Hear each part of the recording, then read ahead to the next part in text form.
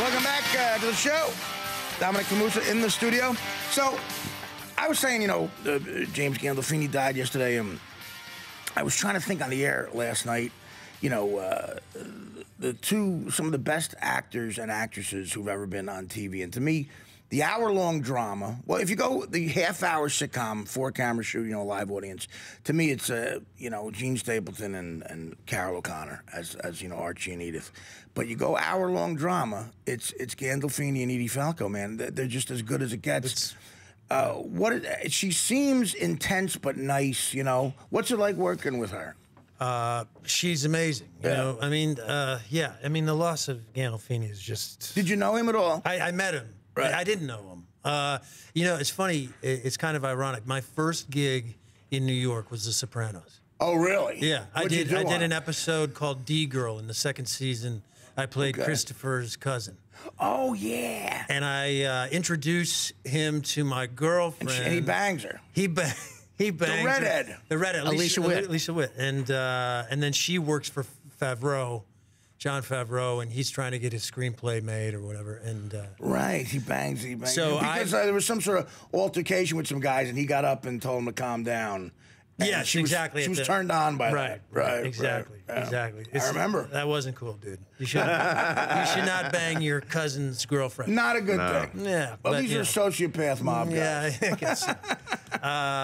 And then, so I only met Gandolfini briefly at the table read for that episode that week. And then, but did you get to know Edie then? I didn't. I got to know Edie, not terribly. What we would see each other, at certain things every once in a while, and she knew. We had many mutual friends. I think she knew my wife, going back the theater company called Naked Angels. That sure.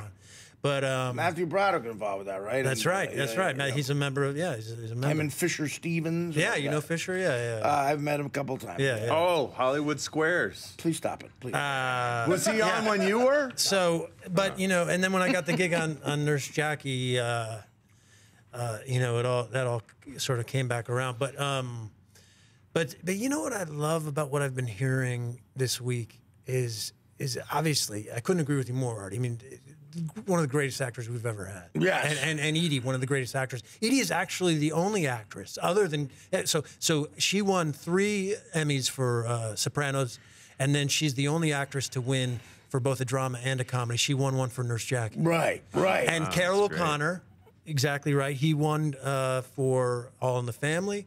And he's the only actor to also win for a drama. He won for In the Heat of the Night. Yes, yes. So they are the only two to win an Emmy for both drama and... As good as it gets. You're talking about, it's so hard to pull those characters off because, the key to those shows working, because they're the leads of the show, is no matter how bad of a people they are, or a person they are, you gotta get the audience to find something likable about them, About the character. Yeah, exactly. And Edie Falco does that. No. And so does Gandolfini, Carol O'Connor, and Gene Stapleton. I mean, there's nothing not to like about Gene Stapleton's character except the fact that she loves this racist, crazy guy. Right. Carol O'Connor, if you just see on paper what this guy's saying, you're gonna go, this will never work. They'll all hate him, but it's him pulling it off. There's an intelligence behind it. And you're able to laugh at him and with him simultaneously. Definitely. That's the perfect way to put it, yeah.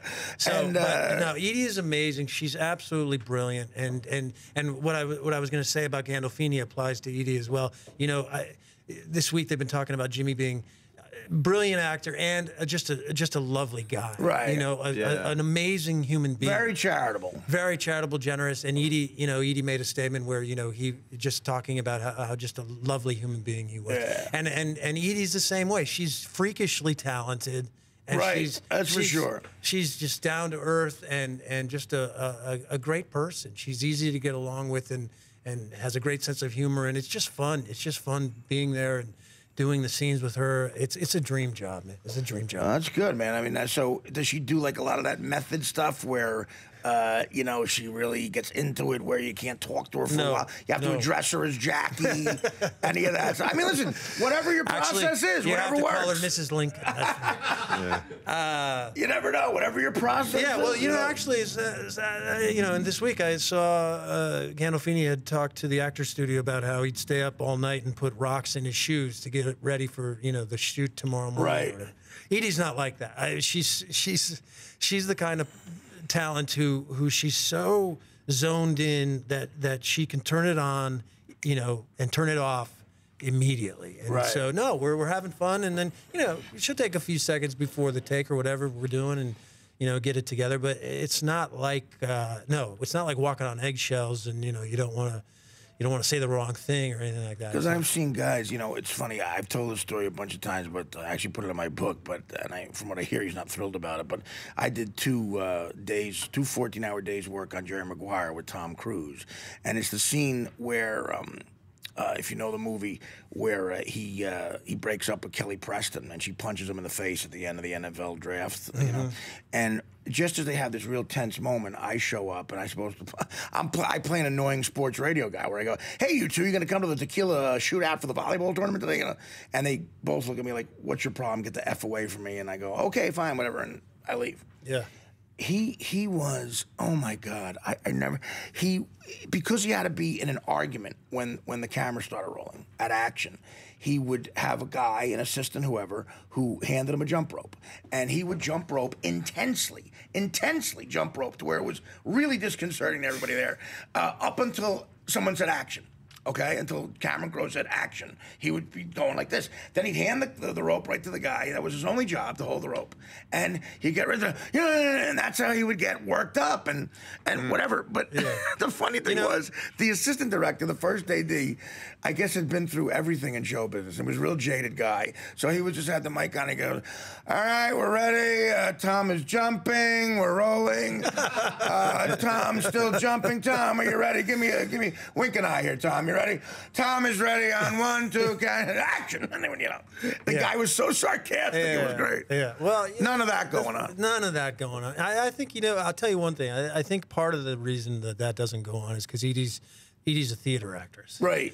You know, you can't do that. You can't do that. And you know, and I come from the theater, and you know, my take on that is, man, you know, there are exceptions to what I'm about to say, but for the most part, your greatest actors are people who have done it on stage. It's kind of like I think it's like comedians and stand-up. You know, if you've done stand-up, you know exactly what you're doing because you've had to do it so many times. Right. And you can't rely on any tricks, man. No, you're naked up there. You're pretty naked. much. Yeah, And when you're doing a play in front of a live audience, you can't yell cut. You can't. There's no do-over. Right. You got to figure out what the heck you're doing.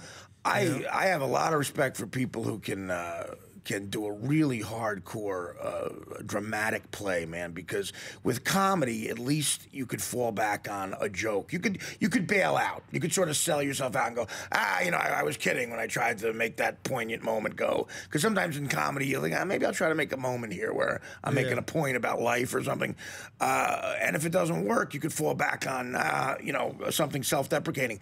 But you can't do that in a play, man, especially in somebody else's words. Right. It's a lot of pressure. It is. Although I'll tell you something, as someone who doesn't do a lot of comedy, I think making somebody laugh is a heck of a lot harder than making somebody cry. Oh, I don't know. It depends on the situation, but that, that's a good depends on the point. situation. Yeah, you're right. But you know, when you come up through the theater, first of all, it's a humbling experience because you don't make any money. Right. You know, you don't make any money in the theater, but it's your passion for acting that gets you there.